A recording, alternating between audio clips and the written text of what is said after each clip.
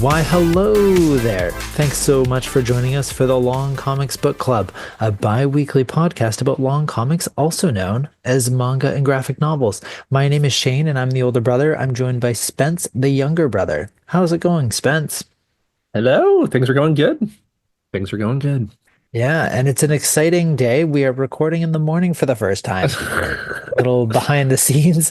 We normally record late at night when Spence is home from work, but because of a busy life schedule, we are now recording bright and early. So I appreciate you getting in the time before work, Spence. Yeah. Hey, if we can keep making so we're not late for any of these, that'll be perfect. Yeah, that's the goal. So fingers crossed. We'll see how my editing does today.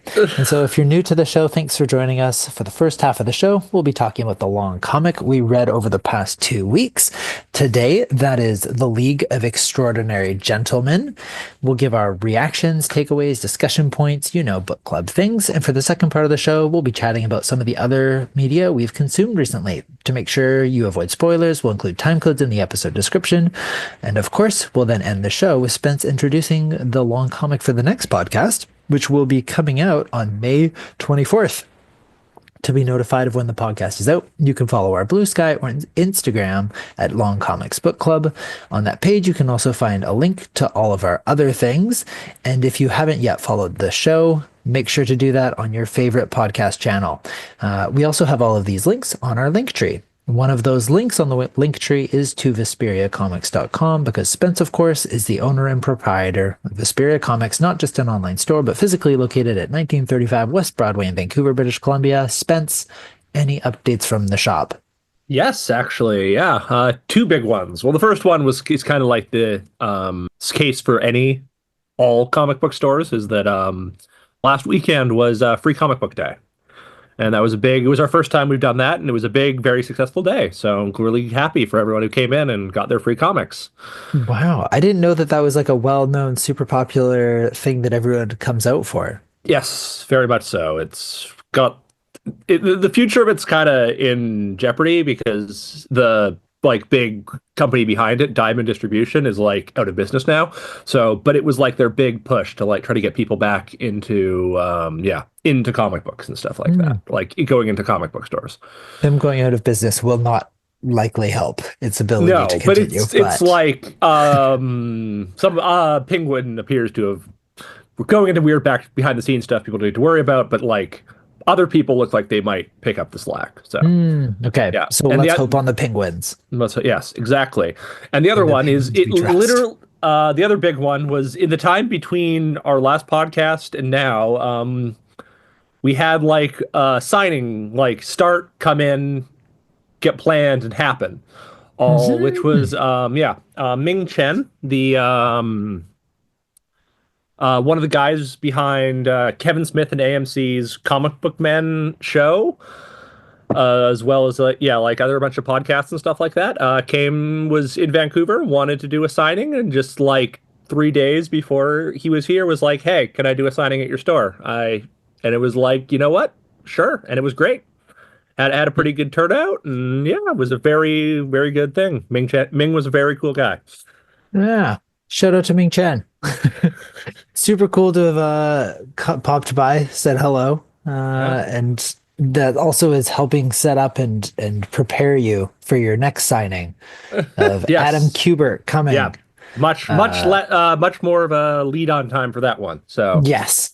And that's also likely going to be a big one as well. Yes. So look at you, free comics, signings, it's all happening. Yeah. And so if you're wanting to buy into the hype, go swing by Vesperia Comics, say hello to Spence, and maybe pick up one of the long comics that we talk about, including the one for today, of course, which is, again, The League of Extraordinary Gentlemen. So let's just jump into talking about this wild adventure of a book. Yes. Boy. So The League of Extraordinary Gentlemen. Let me just. I thought I knew who. I thought I knew who. Alan Moore. I know it's Alan Moore, but yeah. Who drew it? Yeah. Yeah, it Yeah, I doesn't don't know that one off really. the top of my head. They don't do really. It's interesting. I'm looking at the book. They don't do a very good job of making it clear, to be honest. They have all the names at the top. I just don't know who's. Oh, there we go. Okay. League of Extraordinary Gentlemen. So, this is a book that is written by Alan Moore with uh boy, they do it in this really weird format. And Yeah, this is kind of the well, case for the book where I'm looking yeah. at. To be fair, like this is 100% the case. When Alan Moore gets to do like old-timey stuff, he tends to go like overboard on stylizing it that way. So Yeah, I'm looking at how the lighting chalkboard impressions were done by Kevin O'Neill, but there is no lighting chalkboard impressions in this book, obviously. So I'm trying to decide what that means. yeah, well, it's Um, like another one of his books is called From Hell, and it's done entirely like in the style of a like a Victorian era written pamphlet. oh wow, So it's he really just hard to read at some points and stuff. And it's yeah, like, he yep, just fully you're goes going for for it. a thing. And like it's a good book, but man, isn't it physically it is physically difficult to read that book. Yeah, okay. Well, that's very interesting. It's a choice. It's a choice that Alan Moore is making. So, you know what? Let's what I think I'll do is I'll just read off the names at the top and I'll blame whoever decided to do this format for my inability to tell who does what. All I know is that Alan Moore wrote it, and in some way, Kevin O'Neill, Ben Dimagmala, and Bill Oakley are involved. I'm sorry, Ben, I probably mispronounced your last name, but the other three are involved in addition to Alan Moore in creating the League of Extraordinary Gentlemen. And so if you have not read this book yet, but you want to avoid spoilers, this is your time to look at the time codes and jump ahead. But of course, if you haven't read the book and want to listen anyways, that's also excellent. And maybe this conversation will help you decide if it's worth picking up. The numerous things to give a heads up here, though, is trigger warnings. So if you do not like blood, gore, sexual assault, racism, uh, and a number of other uncomfortable things, please avoid this book. There's a number of different trigger warnings. It's one that I didn't anticipate having a number of trigger warnings, but yep, Yep, they're it's sure in here. yeah. It is an R-rated work from the late 90s. Like Yeah, that's a great, yeah. So just be aware. If you were thinking, if you're like, oh, those don't sound good for me, don't read this. So those are your trigger warnings. You have been warned. But for those of you who are sticking with us, Spence, why did you choose the League of Extraordinary Gentlemen? so like I think I like it a lot. I think it's a very good comic, and I think it's a very interesting. It's one of the coolest like one sentence explanations for a comic ever. I don't know the Like one sentence explanation. it's the Victorian Literary Justice League. It's Victorian Literature Like Justice League. yeah, like if the Justice League was made of Victorian literary characters. Hmm. And I think that's like one of the single coolest ideas I've ever heard of anything. And it's an interesting one. And it's very cool too. Like the movie is much more famous than the book, which like the nature of how these things work. And like it Mhm. really shouldn't be, but that's yeah, that's just how things work. So it's an interesting one to read. And I know Hmm. you've seen the movie forever ago, but haven't watched the read the book. So yeah. Yeah, I have no recollection of the movie. Uh, Okay. so I was very much going in fresh into this. Okay. Cool. Cool. Uh, and boy, where to even start is what I would normally say if I hadn't come up with a genius template for guiding the conversation. So we're Boom. going to again tip cap, title, impact, plot, characters, art, and the point of the story. So the title, League of Extraordinary Gentlemen, right at the top. It's great. Also referring to the Justice League. There you go. The League Yeah. coming in again. Yeah, very much set meant to like, yeah, make you think of like what would be a Victorian old-timey way of saying a team of superheroes. Mhm. And so it's a great title. I think it's right on the nose. It also gets very interesting when we're talking about gentlemen. So we'll be getting into that in a Yes. bit. Yes. But yes, great title. Really well done. It really does hit this is going to be a superhero story, but set in the Victorian era. Yeah. Uh, So well done, Alan Moore. Solid. Look at you with your great titles, with your with Yeah, I'm sure the hell Alan thing, Moore and highly appreciates you mentioning that. yeah, I thought that's where he wants most of his accolades to come from is complimenting his titles. But then the initial impact. So what an interesting story. Uh, I had many feelings about this book. So the quick plot synopsis is essentially Miss Murray. Uh, so you said Victoria? When exactly are we talking? So When are the these dates? story's set in I think like 1897, Yeah, but then it's like the characters are all so. Dude, are you aware of where all five of the main characters are from? not Quartermain or Okay, Murray. Quartermain's from King Solomon's Tomb. It was like the proto Indiana Jones story, Oh, and Mina Murray is one of the characters in Dracula. oh, okay. So like But you then, know you notice how she always has the scarf around her neck? yes, I did notice that. That's because in the character she's the one who's being turned into a vampire, and they're like racing to save her from being turned into a vampire in Hold Dracula. on. So is she a vampire in this? I guess that's what No, they're. she Oh, is not. But that's one of the interesting things in the movie. She is. oh, there you go. Okay. I'm sure the movie will come up more later. Oh yeah, no doubt. Um, yeah, so the story is Miss Murray, I guess not turning into a vampire, but she's our lead heroine, and she's collecting all these extraordinary gentlemen from different places around the world to come together at the request of Mr. Bond, aka James Bond, for an unknown quest for the sake of England, which we find out is actually James Moriarty, the evil villain who wants to bomb half of London to Yeah, defeat a rival gang. And so they have to, one, they get the group together, and then two, they have to then stop Bond yeah, and Moriarty, despite having initially helped them due to their unawareness of what they were supporting. yes, yeah. Starts like yeah. Moriarty's trying to take out Fu Manchu to become the leader of all the criminals in London. So it's a good plot. Yeah, It's a good story. It's fun collecting all the different people. So, yeah. And I uh, guess we should also mention that with the League, I guess we're getting into characters here, but the League is made up of Alexander Quatermain from King Solomon's Tomb, Mina Murray from Dracula, the Griffin, the Invisible Man, Dr. Jekyll from Dr. Jekyll and Mr. Hyde, and Captain Nemo from 20,000 Leagues Under the Sea. yeah, The Invisible Man. I didn't know that that was the name of the book. Yes. Yeah, but there you go. All these literate does. I mean, we'll talk more about character depth and character, but does quarter so Dr. Jekyll, Mr. Hyde, superpowered, strong, Nemo, incredible ship, Invisible Man, invisible. Uh, Yeah. I guess Miss Murray is just Well, that's one of the interesting a parts. It's person. like the severe lack of superpowers on the team. Two of the five of them have superpowers. Yeah, well, Captain Nemo's sick ship is Oh almost like yeah, a superpower thing itself. It's a submarine that also has tentacles that can lash out and grab yeah. things. The Uh, Nautilus. okay, and so Quartermain doesn't have any abilities. He's just No, a guy he's with an like elephant gun and who's yeah, he's addicted to the ultimate opium. adventurer. Okay. So like, and they make a point of that. That actually also King Solomon Mine is actually a bit older than the rest of the stories. So they make a Hmm. point of that like Murray read about them when she was a kid and stuff. So Mm. yeah, Oh, okay, interesting. Yeah.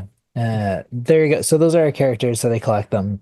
Um, Yeah, I was not liking it. This story was making me very uncomfortable because, as I mentioned during the trigger warnings, it is racist, it is yep, sexist, it is violent. And I was thinking that this is a really uncomfortable story, and then I realized I think that this is a really harsh criticism of colonial England. I really hope that's what Alan yeah. Moore is going for. I think I would agree actually. Okay. I think it because as you may note, like the um like their big plot and all that, like 90% of the time they're screwing up massively because they drop the MacGuffin right into the bad guy's hands and stuff. Like they are not, yeah, like the League of Extraordinary Gentlemen is like that classic, like we're the prim and proper gentlemen, and we're doing the right thing right now. When in reality, they're not doing great. No, they're also all terrible people. So to Yes. say that they are gentlemen, one of them, Hyde, is a murderer. The Invisible Man assaults a group of women, Yep. as well as is also a murderer. Um, Yeah. and They all do Emo's just high levels of murder throughout this entire thing. yes, but yeah, in particular, I mean, Hyde murders prostitutes, Invisible Man sexually assaults women in a school. They're Yeah. not good people. And so calling them gentlemen is very much tongue in cheek. Yes. But again, that I think that's why it's a very brazen critique of colonial England because you have all these, and then you have like racist portrayals of the Muhammadans, Yeah. which Which also another part of it is they're very much going for of the era. Like obviously doesn't really like excuse that of the era thing, but like no, but making the that's bad guy Fu Manchu. It's like this was the classic original like Chinese literally mustache twirling. Um mhm. yeah. Yeah, and so it's very, very complex social critique for that reason. So this is meant to be portrayed as like a Victorian era comic, Yeah. which like showed these are your heroes and they're terrible people, and these are your villains and they're racial, like the way they're portrayed is very racist. Yeah. Um, and so it's a solid criticism if whoever's reading it is aware enough that it's a criticism, Yeah, that this is what which is always a problem, but also I feel you got to give writers like the benefit of the doubt. Like it's not their fault if 'cause the people have audience been misses it. well, like Yeah. more it's like the audience is famous for like missing the most obvious things on the planet. So like you just gotta accept. Yeah. So there, yeah. My hope is that the audience picked up on it because it is a really good criticism Yeah. of showing that the England thinks that these are their heroes, but they're all awful people and they're racist and yeah, very much a criticism of colonization and of who we think are our heroes, uh, which is really interesting. So at first, before I realized that that's what it was trying to do, I was like, "Ugh, I don't like this."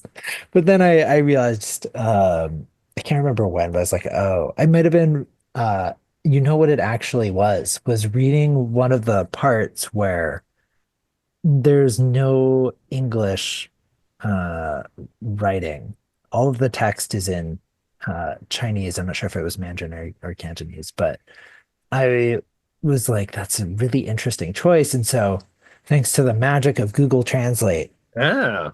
I checked it, all of it translated.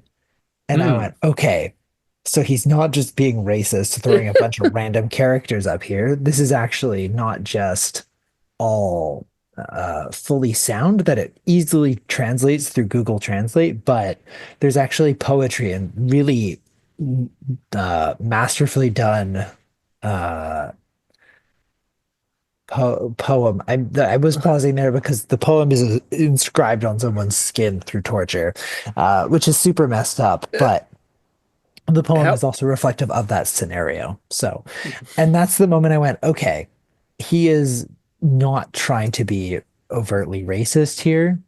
There is intention behind this.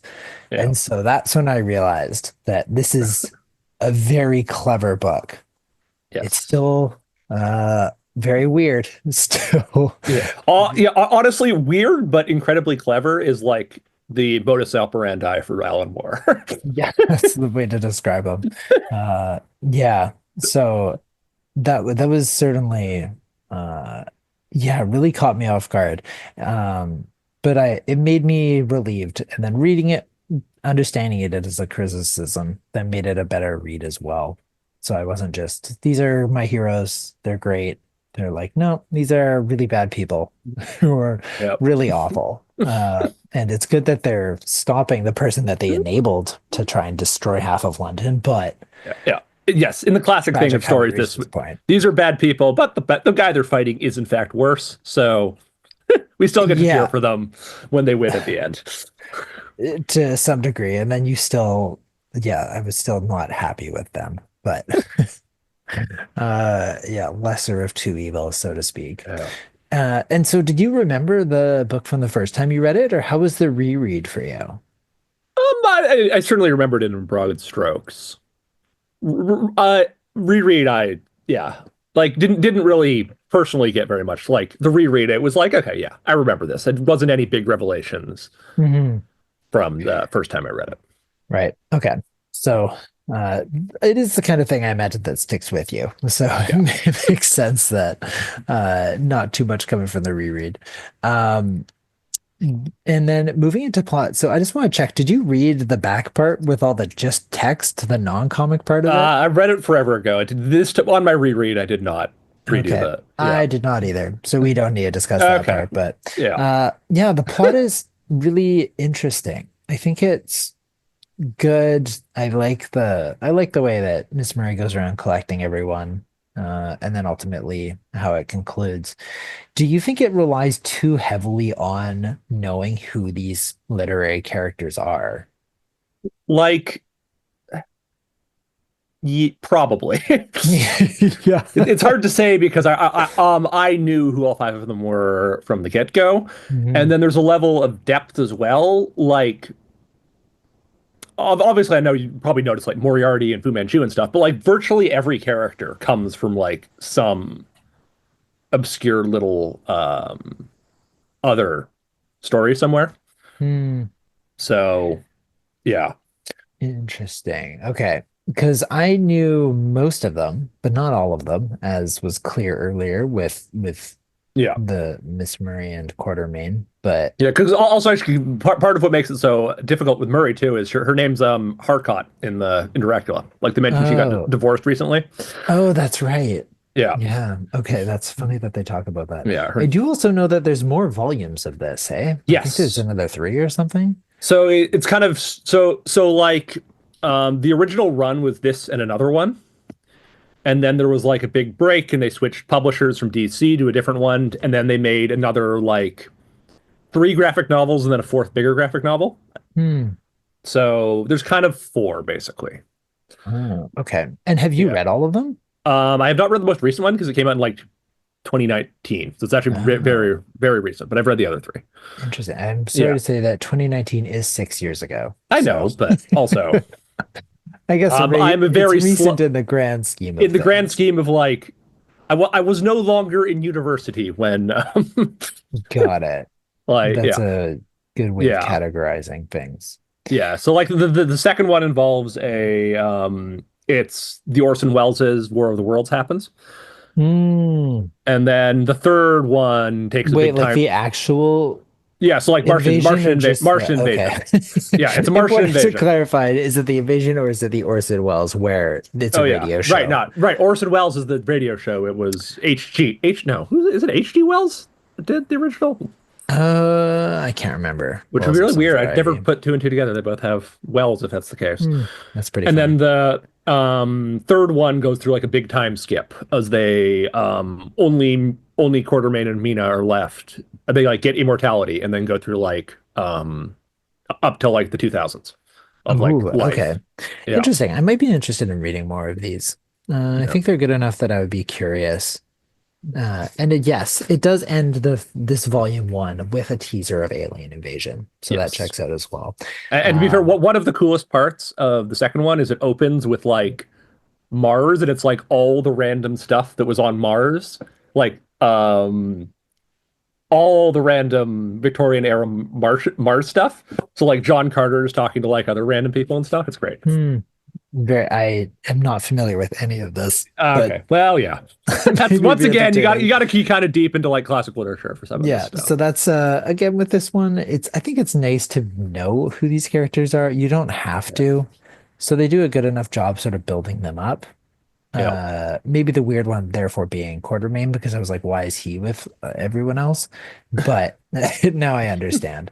Uh, and then I do think there is a loss if you don't know who Moriarty and Sherlock Holmes are. I think that's the big That would be a problem yeah. one. That if Yes. you're not familiar with them, that makes the villain reveal Yeah, because yeah, but when you not say that, it's like I realize good. Moriarty's just like, if you had no idea who it was, and like when they do the Reichenberg Falls and stuff, it's like who, why should we care? Like, oh, it's yeah. Yeah, well, I didn't know it was Moriarty until Quartermain said, or no, Nemo said it's Moriarty. And it's like, okay. Oh, Because he just introduces himself as James, and I didn't know about this waterfall thing. yeah. So he was just James like, M, to be fair. yeah. So I was like, I don't get it. But then when they said Moriarty, it's like, okay, now I know because I know Sherlock Holmes. Uh, of course, not from the literature, only from Benedict Cumberbatch. Yeah, well, fair. But That's a good question. I think Have you actually read any of these stories? uh, I read Jekyll Hyde, Oh, okay. and I think that's the only one. I also think that's one of those really funny ones because I remember that book where I think it said Hyde like kills one person, Yeah. and it's like a big deal. It is a Also, big deal also, to murder one person, but also it's like it's this notorious Dr. Jekyll, Mr. Hyde, and uh, Mr. Hyde is not like a mass murderer. I think he kills like one person.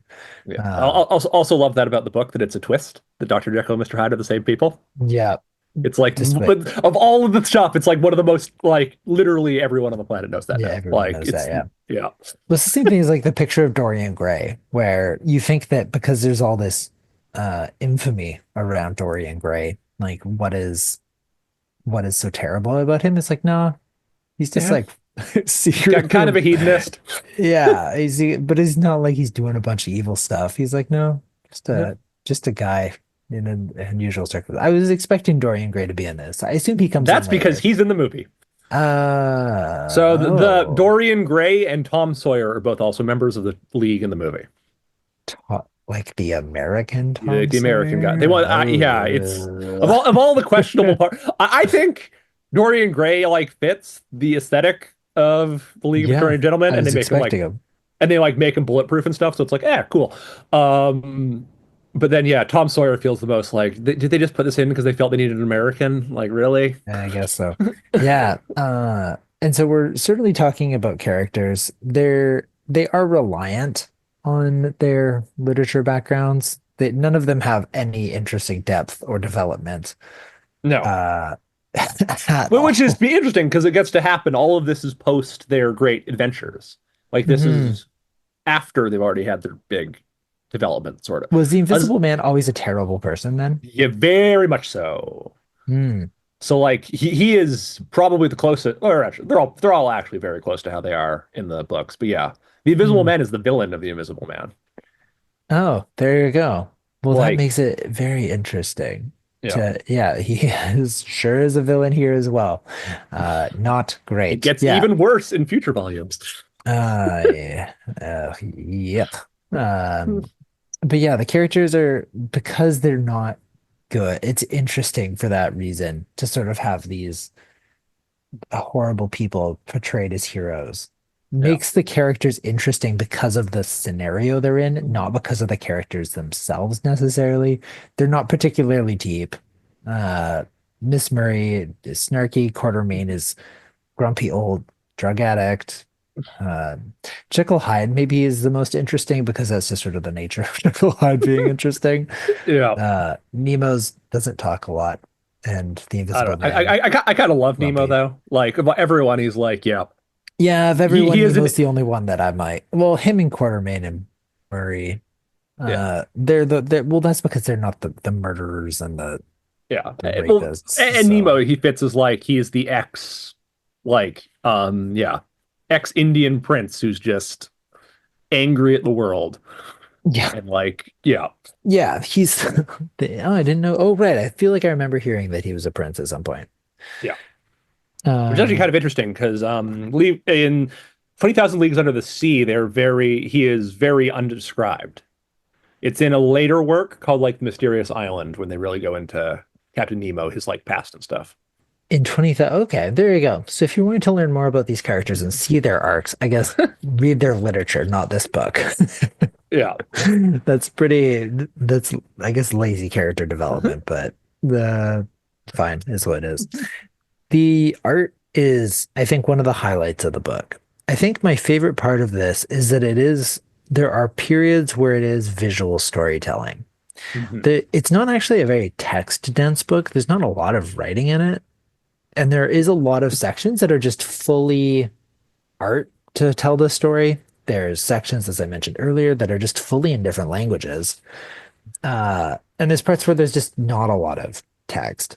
Um, I think the art is super interesting, Victorian-esque, I guess. Yeah.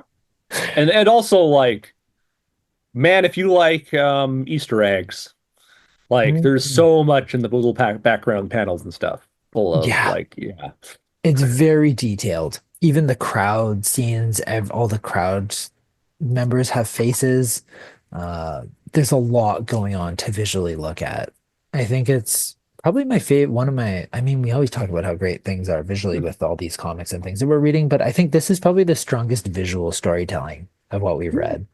Fair. Um, yeah, there's a part like showing the Invisible Man like getting dressed in the policeman's uniform. Like there's no text over that. There's as I mentioned earlier, just that two pages, not just two panels, like two full pages where the only text is in Chinese. Uh, so there's just like a lot really interesting going on visually.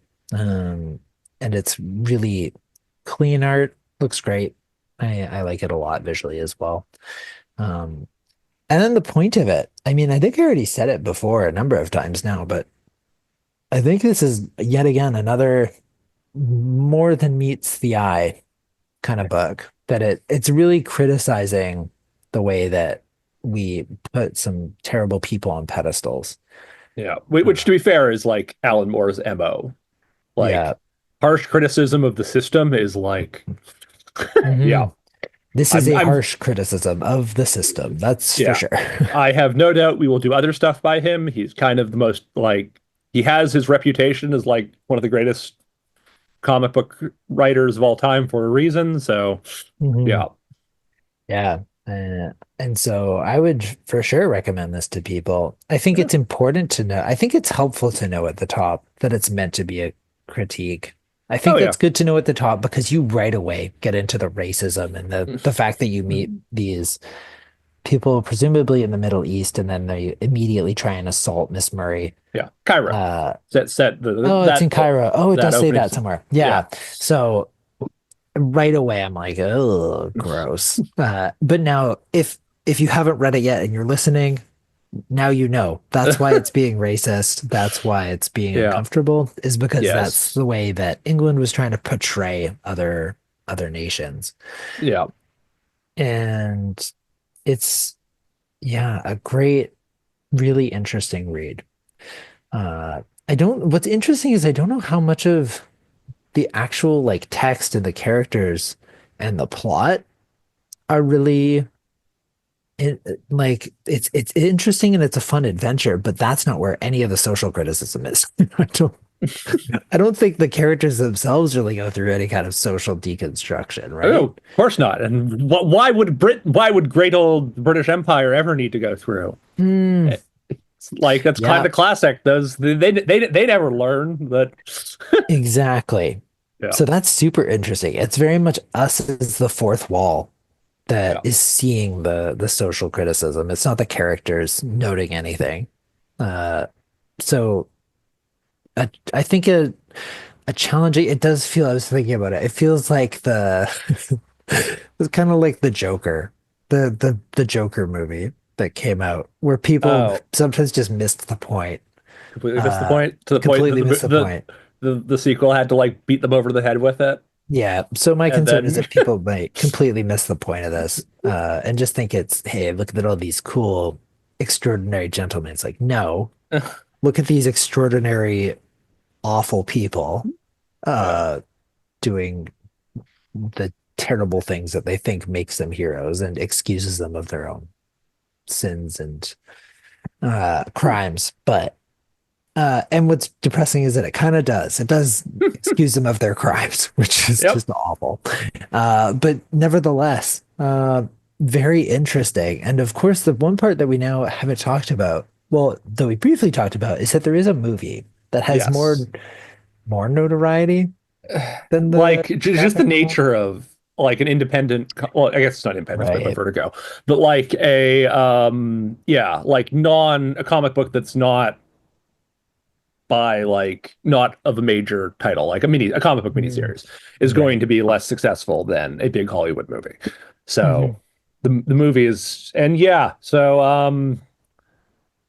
the plot of the movie, it's a lot less, yeah, a lot like, so we mentioned there's like randomly two more characters in it, Hmm. and it's like you can't even, I can barely even remember. It's like I think Moriarty's still the bad guy, but there's much less of like a for a gang war kind of thing. It's like, oh, I'm just going to gather all the League of Extraordinary Gentlemen to like copy their powers so that I can make a Mm, second League of Extraordinary Gentlemen, and then they have to fight right. him. Yeah, Love that. yeah, So, Alan Moore, we mentioned this in the last podcast, hated the movie.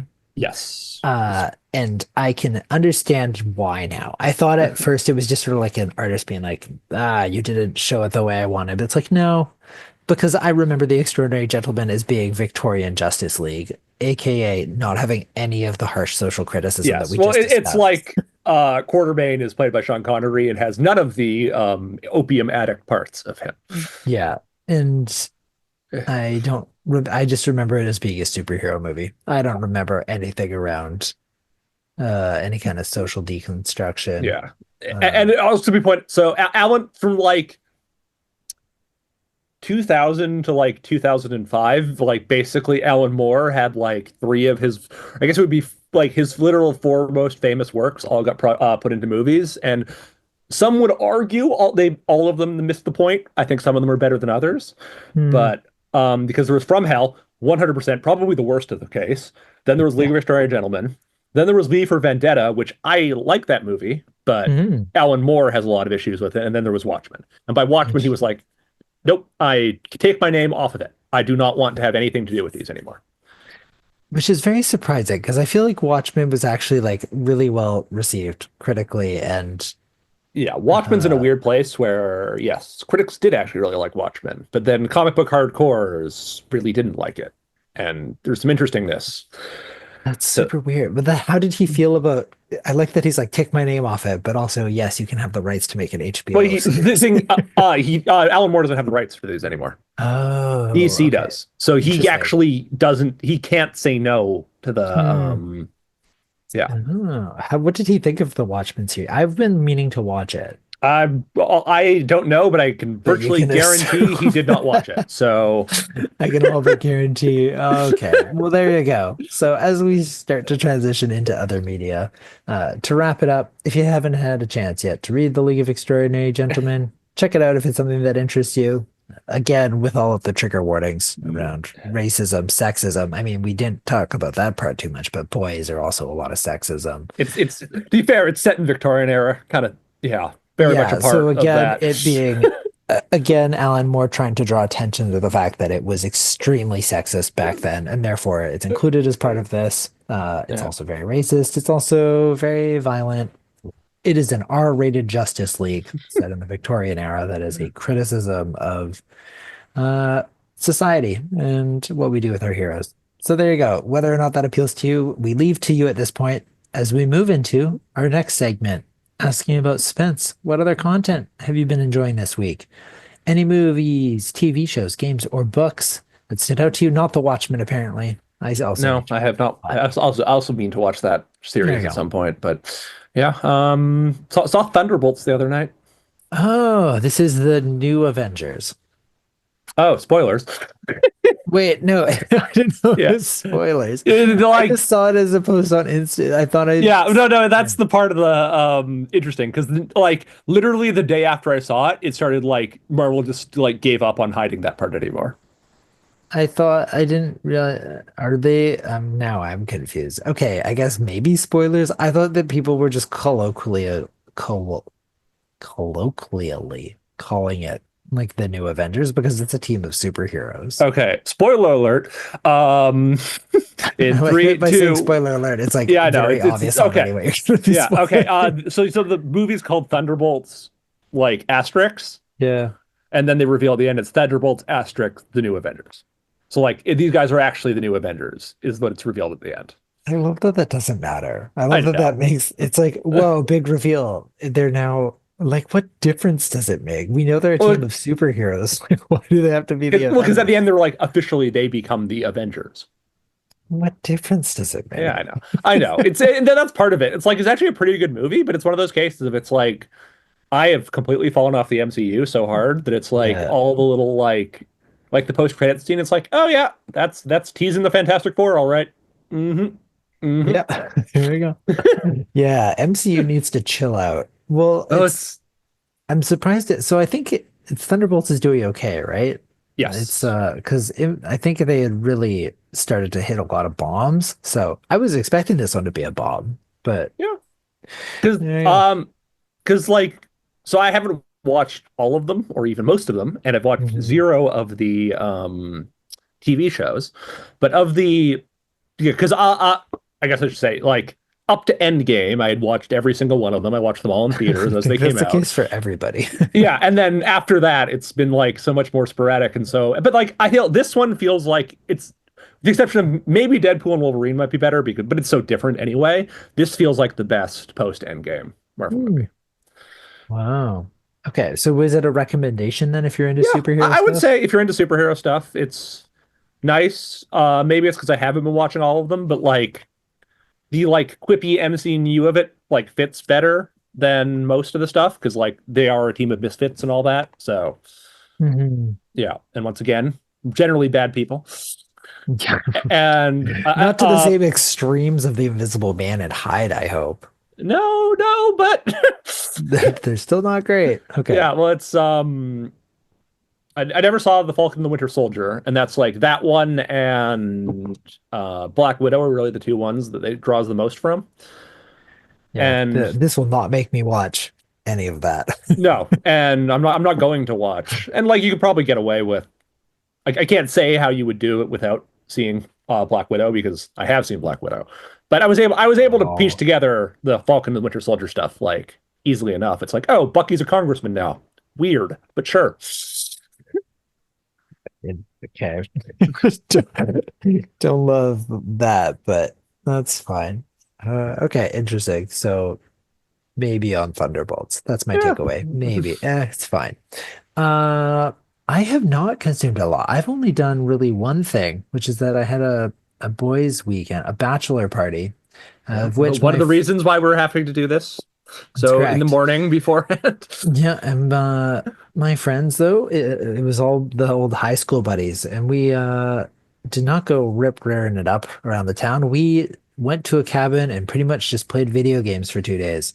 Mm. Um, and so my thing that I want to bring to the table is that I think we were extremely. I know that everyone probably looks back on their gaming and being like, those are the best games because that's what I grew up with. Therefore, Yep. I'm pretty sure that our generation grew up with like what is legitimately the best multiplayer games Oh, locally of multiplayer like games, all absolutely. yeah, local multiplayer games of like all time.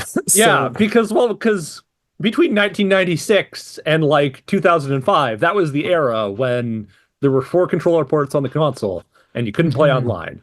So you had to yeah. make the multiplayer stuff had to be good. Yeah. And so the games still hold up extremely well. And we kept saying that because lots of us hadn't played them in ages. Like Halo 3, extremely good still. Oh yeah. It's still exceptional multiplayer. Like, I mean, everyone has their strong stances. It has to be one of the top shooters of all time. Yeah. Just the variety in weapons and the vehicles and power-ups, and that everything is balanced, and that it's not like this is just the best weapon. It's like, no, all of them have different functions and uses. Yeah. No loadouts Um, in Halo 3. Everyone starts out with an assault rifle. yeah, and it's just so good. And so it was Halo 3, Smash Brothers Melee kind of speaks for itself because that's still like one of the top fighting games. Yep. Um, we also played Naruto Shippuden 2. I can't remember. Better than people expected. Also an extremely hard story mode. Um, Oh, yeah, I do recall that. like Do unreasonably hard. It I took us recall you probably didn't get like one of the bonus fights against I think it's against Might Guy, and he can one shot you if he hits you. Yeah. We did not get that far, but no, I got stuck on Gara first, Mm. versus Rock Lee. I think Ah. I probably tried at it for like 45 minutes and I couldn't beat it. And then one of the other guys came over and beat it and won. I was like, I don't Mm. understand. Um, but then there's also like N64 games, which don't hold up to the same degree. Those are still super fun, but I don't Yeah. think that they have the same timelessness of Halo 3 and Smash Brothers. Depends on the what. Like, did you try playing GoldenEye? We did not. I had GoldenEye, but we didn't actually play Yeah, it. because that's kind of the classic of like, oh my God, how? How did we ever deal with this before? Yeah, that was what we experienced when we played Time Splitters 2, which is another Oh. shooter game. It is so frantic. It is so fast. It is the most anxiety-inducing, fast-paced thing. I think it's especially coming out of Halo, after playing Halo, where you don't have CPUs running around the map, to then go Mm. into Time Splitters, where there's another like 10. Yeah. Very different experience. But yeah. I miss local area network gaming. I Well, love in-person gaming, multiplayer. We had it good. We didn't know it at the time, yeah, but but that's also part of you know, growing up and all that. Like, trust me, yes, Smash Brothers is still just as much fun as it ever was if you're playing the that's newest one. true. Yeah, that's a good point. But I guess there's not the same level of focus on it. I No. think Well, Nintendo has always been yeah. what I mean is Nintendo's Like, always been multiplayer focused, whereas PlayStation, Xbox, they're fully yeah. let's lock into the one Yeah. player games. 100% like in general, yeah, 100% still not the focus. That being said, Smash Brothers still 100% the focus. Yes, yeah. Smash Brothers, Mario Kart Of still course. function That's what I mean. as yeah. Nintendo is still prioritizing multiplayer. That's why they have all their Mario games are multiplayer, Yeah. why you have your Mario parties, your Mario Karts, yada yada. And But Kirby's Air Ride is coming back. there you go. Yeah, they're committed into the multiplayer gaming sphere, whereas Xbox, PC, Yeah. it's all like all the big games in those areas are all one player. So just very Or different. online multiplayer is more of Or what online it multiplayer. switches to. And like Heavens forbid. yeah, I mean, well, that's it's because also it changes what it's looking for with like more like progression based multiplayer and stuff like that. Mhm, true. I mean, what's also very interesting is that even just online multiplayer was also really peak around then. That's when you had like Counter-Strike, Team Fortress 2, the Which introduction of League and Dota, like all these massive online games that sort of took their but spot so, and haven't really been supplanted since then. yeah. And that's a little after the era of the rest of these games we're talking about. But yeah. That's true. But still super interesting that to go back, play some of those again. Very fun, very interesting. Uh, and our agreement at the end of it was that we want to now do an 8-player Halo LAN party Hmm. because it was so good. We need to be Yeah. able to set up more controllers. You can do a whole lot more than 8 if you want to. Really? Oh yeah. Oh, 16. That's Goes up right. to 16. Oh my goodness. Okay, Yeah. interesting. The hard ones is if you want to do Halo's pretty easy because you can do 4 people per console. The Hmm. hard part, certain other games require like if you want to do Gears of Gears of War. War, you have to have 2 people per First grade. console. Yeah, I So remember like if this. you want to do 8 people on Gears of War, you have to have 4 consoles. We talked about this because we actually did that in high school because there Yep. was one friend who was a gaming family, so they already had 4 monitors and 4 consoles set up. Yep. Well, we used to all the because our basement had 2 TVs in it. So we would just hook them up together all the time.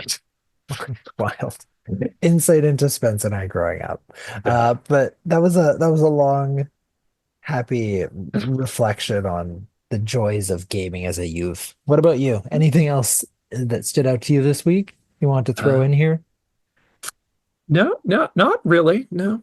No, Yeah. Actually, just yeah. Thunderbolts. Thunderbolts, because obviously a lot of other time has gone by. I'm just trying to think what else. Like, I finished Astrobot. I've already mentioned that's a very good video game. It's true. Stuff is Um, us wrapping up yeah, I don't know. those are Working things. hard for free comic book day and stuff. Yeah, Yeah, lots reading going a on bunch at of the comic book. store. Like it's a question. Like, do I then talk about? Spend a lot of time reading comic books now because at the store and stuff. And it's like Yeah.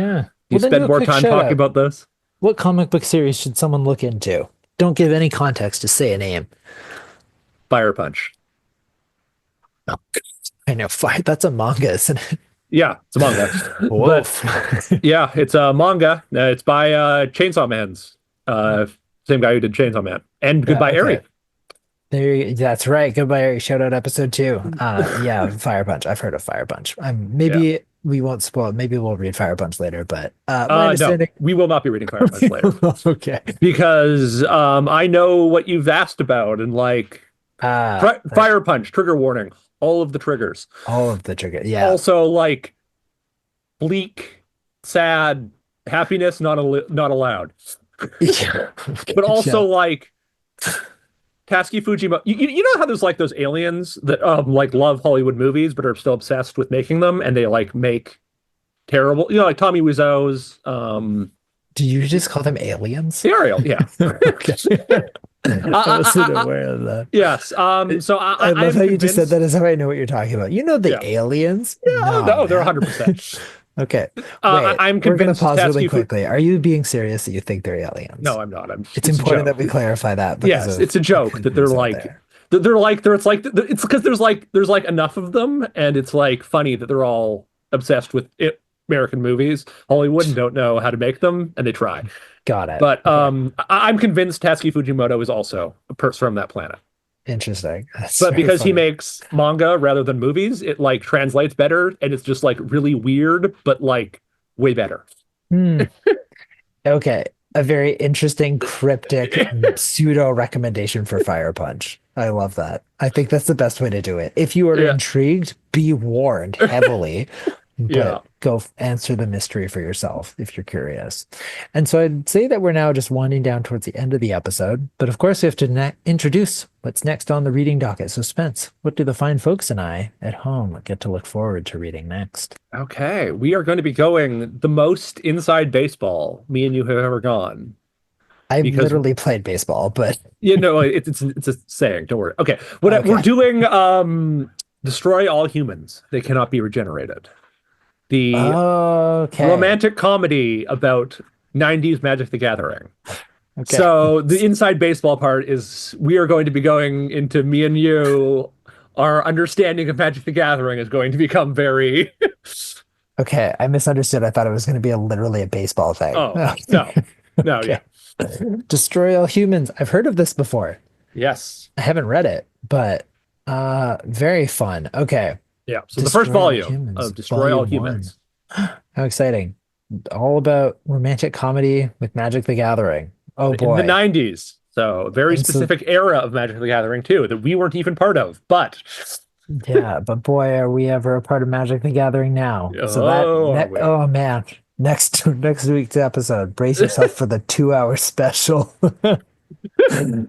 Hopefully not, but you never know. I get really excited when we talk about Magic the Gathering, and now that you've introduced Destroy All Humans, They Can't Be Regenerated Volume 1, might go off the rails a bit. How exciting. So if this is something that you also want to jump in on, you can order Destroy All Humans That Can't Be Regenerated at VesperiaComics.com for pickup at Vesperia Manga and Comics if you're in the lower mainland of beautiful British Columbia, or you can also order that for Canada-wide shipping. But of course, we realize that buying a new book every 2 weeks isn't always financially viable for everyone, so consider inviting a friend to split costs or borrowing the book from a friend or a local library if it's available. I love how you can tell that I already know Magic the Gathering stuff because of how quickly I'm able to say Destroy All Humans That Can't Be Regenerated. Yeah. Because I'm yeah, very familiar. and it's a title that isn't complete jump. Like you understand. You don't go like, what the heck? What's that title? You're like, ah, yes, of course, Destroy All Of Humans. course. They can't be regenerated. This makes perfect sense to me. And so that's it for episode number 9 of the Long Comics Book Club. Thank you so much for listening. You can follow our Blue Sky and Instagram for updates, as well as follow the show itself on your favorite podcast platform. And we always like to invite you as well to join our Discord. Share your thoughts on the League of Extraordinary Gentlemen, or maybe on next week's book, Destroy All Humans. They Can't Be Regenerated. In advance of the May 24th podcast. And we will talk to you then. Bye-bye. Hey.